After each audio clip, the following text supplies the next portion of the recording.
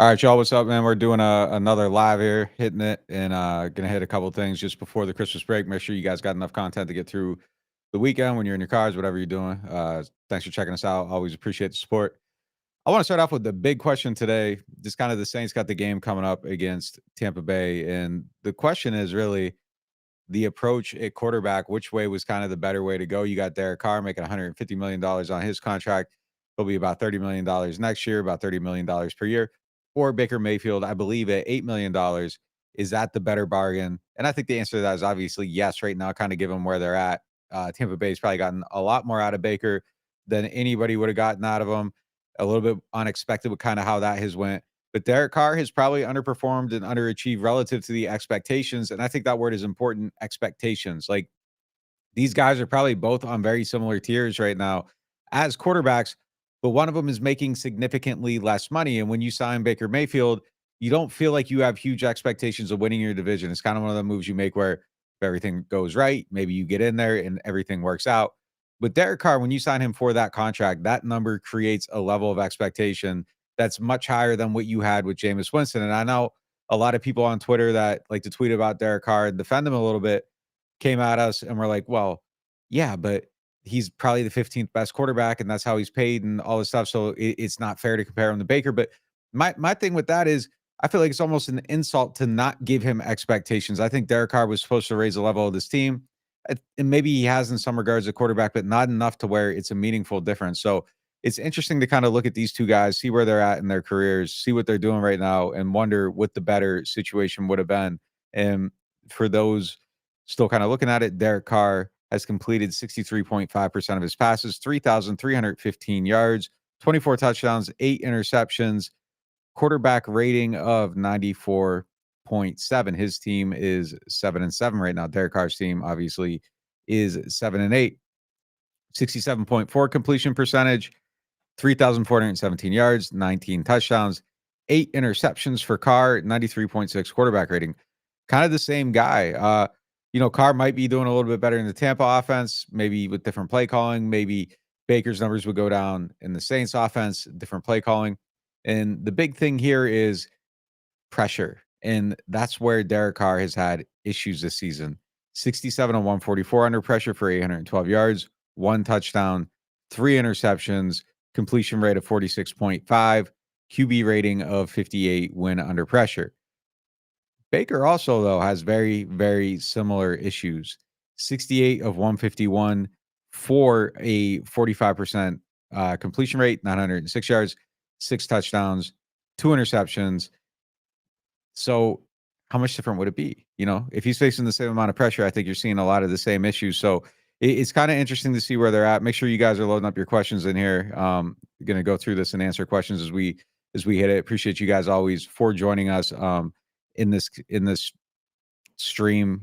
These have been kind of fun to do. So it's cool to get kind of back to the basics a little bit and hit these things. I think it's going to be something we do a little bit more regularly going forward. But yeah, I mean, look, it's a fascinating situation to look at these guys and kind of see what the expectations would be if the quarterbacks were to change. And look, I think the argument is very clear that it skews towards Baker because you're saving money. You aren't locked into him beyond the season. Saints are basically at the same place as Tampa Bay. Tampa Bay's in a little bit better situation. I think they got much better odds of making the playoffs, especially if they win this weekend. I think it's kind of already set in stone. Maybe the Saints steal it, but even if the Saints steal it and win this division, I think you'd rather have Baker on $8 million than Carr on at 30. And I mean, it's just kind of is what it is. And this just speaks to the underachievement of what that was supposed to be. And there was supposed to be expectation, and they were supposed to win 10 games, and they were supposed to run away with this division. Tampa kind of made a move to say, like, all right, look, if everything breaks our way, maybe we stay competitive. Maybe we compete in the division. But the Saints made like an all-in type of move by going with Carr. And I think to this point, it has not hit. Now, does that mean it's set in stone? No. I mean, next year could be much different. Maybe they get a different offensive coordinator. Maybe things click. Maybe they stay the same and Carr locks into it a little bit more and fits in with this offense a little bit better. But overall, I think the argument is very, very clear. And it might have been a better direction, but it's always, would they have gotten the same thing out of them? Well, I mean, that's the big question. So Got a comment here. If Carr played for the Rams, he would win the game against horrible Saints team with zero defense, zero rushing yards, zero QB production. Stop putting it all on Carr. It takes a team to win games. Yeah, sure it does. Obviously it does. But season long, I mean, this thing hasn't elevated to the way it should have been. There hasn't been this like huge turnaround at that position. I think if you go through it objectively and look at it point by point, position by position, game by game, throw by throw, they aren't significantly better than they were a year ago. And when you make that type of investment, there should be significant improvement. Now, I do believe, I think when everything is locked in and right and together, Derek Carr is going to be better than any of those other guys. He needs that type of support, though. And if your offensive line is blocking great, if you are getting great route running, if you're calling better plays, like I still think some of the stuff they're doing with their route concepts doesn't allow for great separation. So I think if you kind of clean that up a little bit, you get a little bit better use of play action, a little bit better use of motion, a little bit better everything. Carr's going to be a better player, but when things are messy, I think it's tough. But look, he wasn't brought in here to be the savior. So no, it isn't all on him. It's unfair to put it all on him. A lot of stuff has to be right about around him. We've talked a lot about the O-line. We've talked a lot about play at receiver and a lot of different things. And yeah, it isn't fair to put it all on him. But I do think that if you have a guy that costs 30 million and a guy that costs much less, and you're kind of making that comparison, it's kind of obvious where the investment it would be better in the short term for the season. And look, I don't know that I necessarily see a ton that sees a drastic difference going forward next year or the year after that. And I think Carr is going to be here for a little bit. So I think the whole goal this offseason needs to be to figure out how to build that structure around him because you aren't getting rid of him. I mean, he's here. You might be able to draft a rookie, but Carr's still going to be here. So I would try to put the best situation around him. Your O-line has to be way better. You have to have better play calling. You have to have all this stuff that I think supports him. Better running game, consistent running game, healthy running backs. Kendrick Miller needs to be on the field. It isn't all Derek. It isn't. But it is some Derek. And I mean, I think it's fair to place some blame on him and a bunch of blame on everybody else. But there is no doubt that Carr is part of this. He doesn't come out of this clean. He hasn't been the elevating factor that they wanted him to be. And that's just kind of what it is. So how realistic is Gruden next year? I don't really see what is the head coach. Like, what are we talking about here? I don't think it's realistic to see him in that role as the OC. If he wanted to do it, I think he'd be here. I think he is still a little bit involved, as far as like watching the games and people asking him for advice. So I don't believe he's completely disconnected, but I don't know. I don't really see I just don't know why he'd want the job, like unless he's just trying to get back in the league and this is the only way. But I don't know why he'd want the job. And, there's other factors here too. Your locker room has to be okay with it. Look, you come and you win games. I mean, they're probably going to be able to kind of stomach anything that happens, but there's a lot of things that you kind of got to try to figure out to go through it. But look, if I'm DA, I'm willing to take whatever hit to try to win games. And, if he survives in the next season, and it kind of sounds like he's gonna, if he survives in the next season, I think, that's a man that needs to do whatever he has to do to win games. So I I wouldn't take anything off the table in terms of like a motivation. Would they do it? Yeah, they do anything at this point to win games because DA, if he goes in the next season, and again, I think he's gonna, at that point, that's the last chance. Like that is the absolute last chance. You probably got like 4, 5, 6 games to prove that something has changed. And if you don't, then you move on and you kind of start that rebuild. So I think there is a lot of pressure on him and whatever he's got to do to win games, what gives you your best shot. I think you look at, and if there was apprehension before, I think there's no apprehension moving forward because that's just kind of where you're at and you kind of got to do what you got to do. And look, I think after going through this kind of frustrating, tough season, I think you can sell it, to people a little bit. It's just such a messy topic. But I mean, I think for a team to have that motivation, I think it's messy enough for them to feel like, okay, would this work? And to actually explore it. And then you got to get to a point where you'd actually do it. But I think that, the pot has come together in a way that the Saints would probably consider it if that was actually something that was on the table. Um, have the switch of line positions for Pete and Hurst been positive? I think it's was positive for the Saints. They're getting better left tackle play than they were, I think, with Hurst at that spot. I think Hurst has been okay at guard. He just kind of is what he is. I think getting him out of space kind of helps a little bit. Um, I don't know that we've seen enough of a change really in like the running game or anything like that. Like It's not a huge tangible difference, but I do think it has been beneficial for both guys. And to this point, I think that I think the Saints got to bring Pete back, which is kind of kind of a fascinating situation. One second. They did everything they could to move on from him, redid the deal, cut off his years, and he was in a spot where it was done. This was it. He was benched coming into the season. They were done with Andrews Pete, and then they couldn't be. And the situation with Penning happens. And now Pete's in the spot where it's like if you don't keep him, you have a complete void at left tackle. No way to fill it, no options. And what do you do from there? So I think they have to try to find a way to keep him in it. And it's going to be kind of like a tail between the legs situation. It's a tough look. I think Pete probably wants to stay here, though. I mean, the redoing of the contract kind of signified that, hey, look, like this guy wants to be here because he could have just forced the issue, got himself released, and went somewhere else. So I think that there is a willingness to stay here. I think, if there was anything weird about it, it's over at this point, and all feelings are probably good. But it's just kind of hilarious that this guy they've been trying to get rid of, I think, is in a situation where they at least have to seriously consider trying to keep him so you don't have this wide open hole out there. I know people in the building, and this is important, they still believe in Trevor Penning. They still think that he's going to be a contributor next year. Me, like the guy isn't even in the jumbo package. So it's hard for me to see it and believe it and think that that's actually going to be something that goes down and that actually works. But they do. They believe in him. They think he can still figure it out. Maybe he does. Maybe there's something that they can figure out this offseason, get him on some type of program or whatever. And that program works out and they get him going. But I think they need a left tackle. I think they need a pass rusher. I think they need to draft a quarterback. I think you need another linebacker. I've been the biggest Pete Werner proponent of anybody. I just don't see the growth this season that I was hoping to see out of him. And that's something that's a little bit frustrating. Like, he's supposed to be the DeMario replacement. I think DeMario keeps pulling off a little bit and everybody else is stuck back at their spot. So that's something that I would like to see too. I don't know that you're necessarily replacing Werner or anything like that, but I think getting somebody else in that pipeline could be beneficial for them again, because you do have to have that hardcore, just fireproof succession plan for DeMario. And I don't think that they have that yet. So that's something that I think they got to try to figure out. It's a lot of high value positions that I think they need to be able to draft. People realizing Baker should be the QB all along. Look, I'm not necessarily saying that. I'm just saying that the situation at the money versus the money the Saints invested in the position.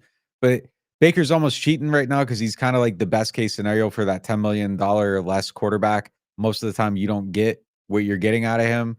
And it's just funny, though, because it's like the same numbers, same record. It's just a matter of expectation, and money does set expectation. So if Derek Carr was a cheaper quarterback, I don't think anybody's really complaining the way they are. So that money number does matter. And I was making that point on Twitter the other night, and people were kind of arguing it, but like that money point matters, and that creates expectations. I like this one right here. Is there a single reason for fans to be optimistic about the future of this team? If so, what is slash are they? Let's get the depth chart pulled up right now just to make sure we aren't forgetting anybody's name as we go through this. But yeah, I mean, look, there's a handful of reasons I think to be excited about the future. I'm not necessarily excited about next year's schedule. Next year's schedule definitely is a little bit tougher than this year's schedule. I mean, any schedule would be tougher than this year's schedule. But yeah, the Saints next year, 2024, home games, Falcons, Carolina, Tampa, Eagles, Broncos, Sean coming back. That's going to be a tough game. Raiders, NFC West to be determined, AFC North to be determined, and the Commanders away, Dallas, Kansas City, the Chargers, who are going to probably have a better coach that can figure out how to get more out of Justin Herbert, the Giants again, the Bucks. I mean, that is a brutal, brutal schedule. Like, just kind of looking at it right off the top, like I think immediate L's to the Eagles, to the Broncos, to the Cowboys, to the Chiefs, to the Chargers. Like you're halfway to 8 losses just coming right out the gate. You're gonna lose a couple of division games. You're at 6. That NFC North, NFC West. It's a tough look. So next year, definitely not. And then 25. I mean, that's so far out to look at opponents, but Arizona, San Fran, Patriots. That's a little bit easier of a home schedule. Rams. I wonder where they're going to be at in 2 years. Seahawks, Bills.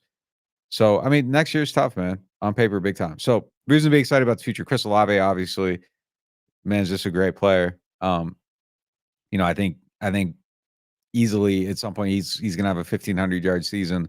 He has that type of caliber, production skill set, all that stuff. I think Shaheed is definitely someone to be excited about. I don't know if they've necessarily gotten the most out of him this season. I feel like there's a little bit more there that he could give. His route tree's gotten a little bit weird. Like they're starting to do a little bit more with him over the middle and stuff like that. But I think you can get more out of him on that. Some quick outs, different things. I think you can use him as a more dynamic player than they've used him. But again, I mean, it's some study habits and all that stuff. Like, there's a handful of guys that I think could elevate their game and quite, haven't necessarily done that yet. But he's one of them. I think there's more to get, and I think he'll find a way to give it. But definitely somebody to be excited about. O line, only guy I'm excited about moving forward is McCoy. Ruiz has been solid too, but really no reasons to be excited there. For the future, Taysom Hill isn't a future player; he's a now player, so we're not going to talk about him. Foster Moreau, same thing. He's a great leader, though. Somebody really good in the locker room. Jimmy Graham, obviously, at the end of it. Juwan Johnson, I think just being totally fair, hasn't built on the hope and progress that everybody was kind of hoping to see from him. So that's been disappointing a little bit this season that just hasn't quite hit the mark. Kendrick Miller can't stay on the field, so I don't see any reason to be excited about him. Alvin, I don't know. I think he's here next year and then the year after that. I wouldn't be surprised if they figure out a way to just kind of get rid of that contract. See how that goes, though. That's definitely something to keep an eye on. Cam Jordan, I think probably, is very close to the end. D-line, let's look. Carl Granderson's had a good season. I'm excited to see what he can keep doing. 8.5 sacks right now. Foskey, haven't seen him play at all. Can't really be excited about him. I am excited about Brian Brzee. Linebacker. If Warner can figure out how to take another step, I'm excited about that, but we haven't quite seen it yet. I'm excited to see what Adebo keeps building on. Yesterday was kind of a tough game for him, though. I think he gave up 7 receptions, 2 days ago, rather. Tyron's, closer to the end of the beginning. I like Howden. Howden, I think, has a good future. Alante, if he just tightens everything up, I think he has a really good future too. Practice squad guys, I mean, there's really no one worth highlighting too much. Shaq Davis, maybe. I want to see what Peyton Turner can do, but that's just more out of a curiosity thing than a reason to be excited. Got to see a little bit more to be excited about some of the stuff that he's able to do. We're getting the NOF specials before Christmas. Yeah, man, we're just trying to stay locked in, keep feeding you guys. Make sure you have stuff to watch on your new TVs, new iPads, all that stuff. So whatever you're getting, we want to make sure we're there with you guys. Saints don't draft quarterbacks. Look, they do. They just really haven't had to. But yeah, look, they need to make a high investment. But they were taking Mahomes 100%. I mean, that was something that was going to happen. There's been other quarterbacks that they were going to take high, and it just didn't quite work out. Will they attack it and go after it this year? I think that's one of the more interesting questions, because if you run it back, you keep DA, you keep Carr. I don't know. It just kind of feels like you're in a situation where you got to keep going all in on that. So maybe they don't attack it in the first round. It's kind of like a polar opposite viewpoint of what they need to do and what they should do and what they could do. And I don't think all those things kind of align. Like, so if you're riding with Carr and you want to get things better for Carr, you're probably drafting help for Carr. So I don't know that I'd call it a pipe dream, though. I think it's something that's definitely in play and something that they definitely would be willing to do. But like, will they go up to get a quarterback? I don't necessarily know. I don't know if I see that. I don't necessarily see that. So yeah, I mean, look, this year's a good year though to get one, but they're gonna win too many games to really be in range of some of them different guys. So team's gonna stink for 3 to 5 years, guaranteed. Look, maybe. They're a couple games away from the playoffs. Maybe this is it. But look, the flip side of that is I would say you're one draft away from being right back in it all the time. That's what happened in 17. One really good draft. And granted, we're talking about a historic draft, finding Demario Davis, kind of lucking into that with the level of player he was. Those things all kind of came together to elevate it, but you are always one great draft away from being right back where you need to be. And if they have one great draft, they could be right back to where they need to be. That's a huge if. I'm not saying it's happening. I'm not banking on it. I'm not putting any stock in it. I look at the roster and I feel like it's a little bit bleak right now going forward, but you always are right there kind of knocking on that door. And if you can hit the draft out of the park, you can be right back in this thing. So I don't I don't know that I see 3 to 5 years, man. Like it's something that they could turn it around. I don't think they're that far off, but I mean they're far off, but not that far off, like to where it's absolutely hopeless at this point. Why is front office so hesitant to make change? Look, it's frustrating. You'd like to see some different things happening, but fact of the matter is, until yesterday, like they were tied for first place. I mean, it's just it's a weird thing because like if you're running that team and you're Mickey and you're in the front office and you're looking at the situation, it's kind of hard to sit there and say like, oh, we should fire our head coach before this last game. And even coming out of it, they freaking fought back and it saves everybody. But you're in this situation where you're looking at it and it's tough to fire somebody. It's easy to tweet it. It's easy to post it in the comment section. It is tough to justifiably fire someone if you have no hope. I'm sorry, if you have hope still of winning your division. It's just not the position where people do that type of thing. So it's uh it's not something that I necessarily see as like an egregious act at this point, but it's something where it feels inevitable a little bit. It feels like we can all see it's not working and it's probably not going to work, and that there isn't this magic elixir that you sprinkle onto everything, and then all of a sudden it's all good and everybody's turned around and you're making a deep playoff run. I don't necessarily see that with this staff, but I could possibly see it if they get like a outstanding great OC pair 'em with DA. Maybe that changes it a little bit, but it's not a situation where I feel like you can fire your head coach right now. Like it's just isn't bad enough yet. And that's kind of the stuff that makes it fresh. Like the Lions game, if they had just stopped playing, yeah, maybe he goes. Thursday night, if they had just stopped playing, maybe he goes, but like they always find a way to fight back. And it's crazy. Like the players talk about how they're doing that for each other, like as if it's not about the coaches. So their their situation is just kind of what it is. Looking for the next question here. Let's get some good ones in here, guys. Keep firing, keep firing.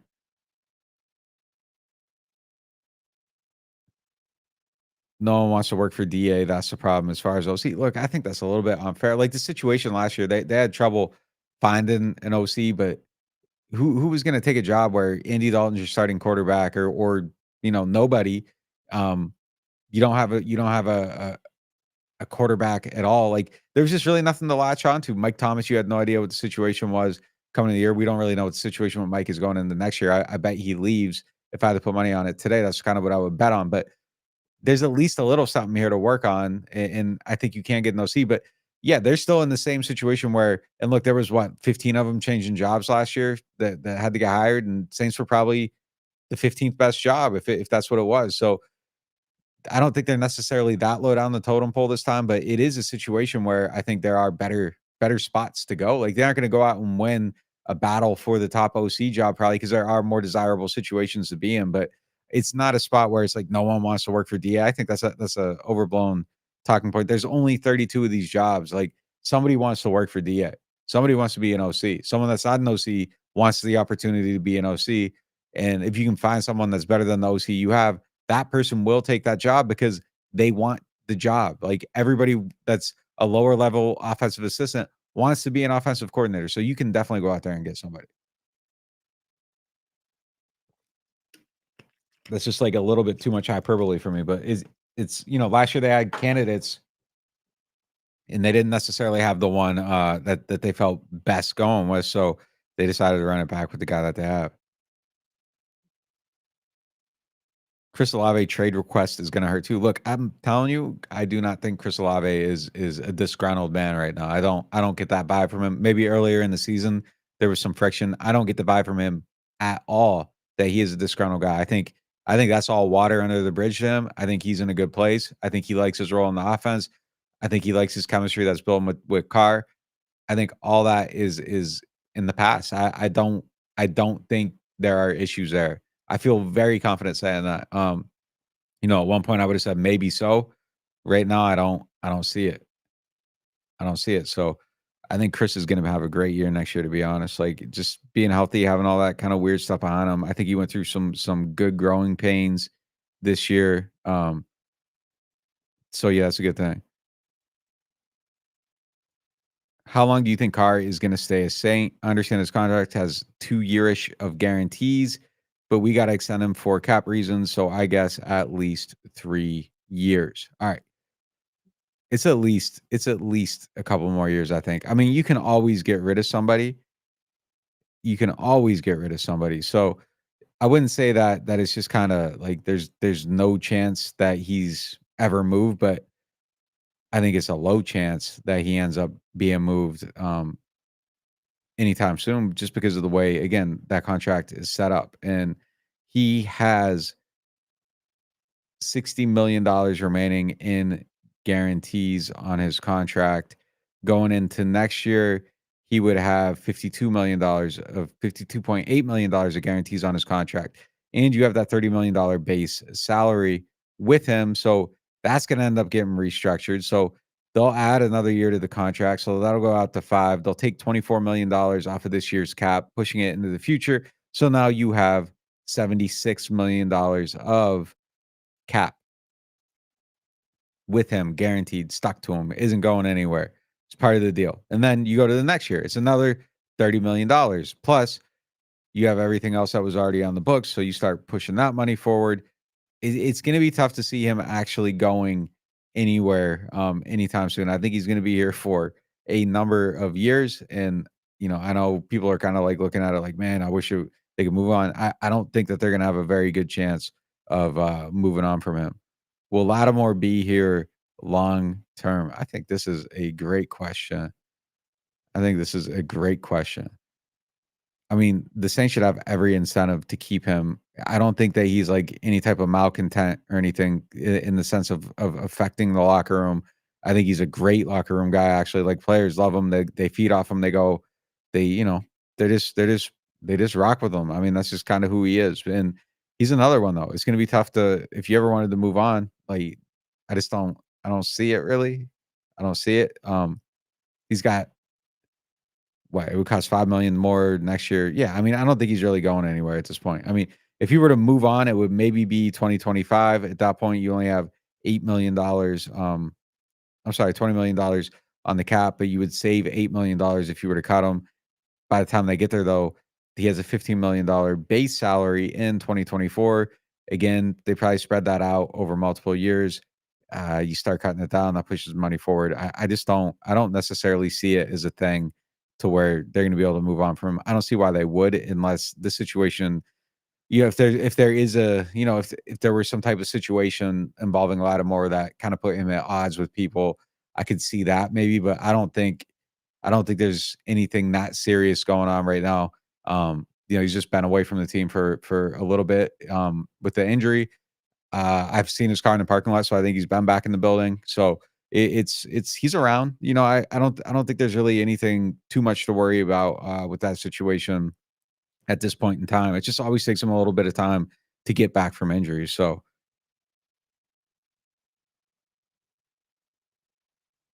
would the Saints draft Penix in round two if he's there? Yeah, I mean they should absolutely, absolutely. I mean if you can grab somebody at that range, absolutely.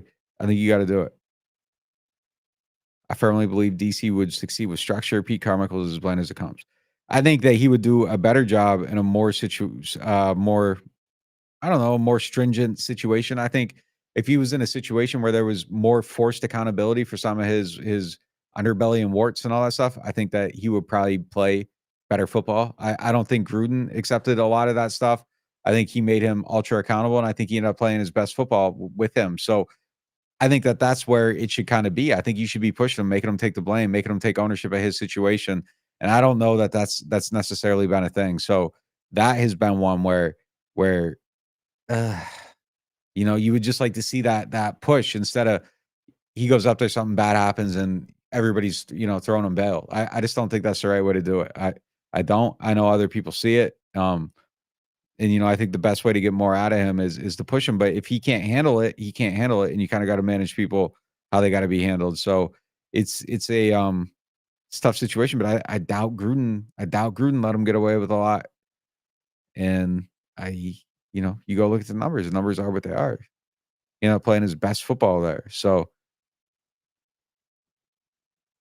would Gail Benson ever fire Loomis? I don't think Loomis is ever going to get fired, and I don't really think it's there yet. I think you give him a chance to figure this out, replace it.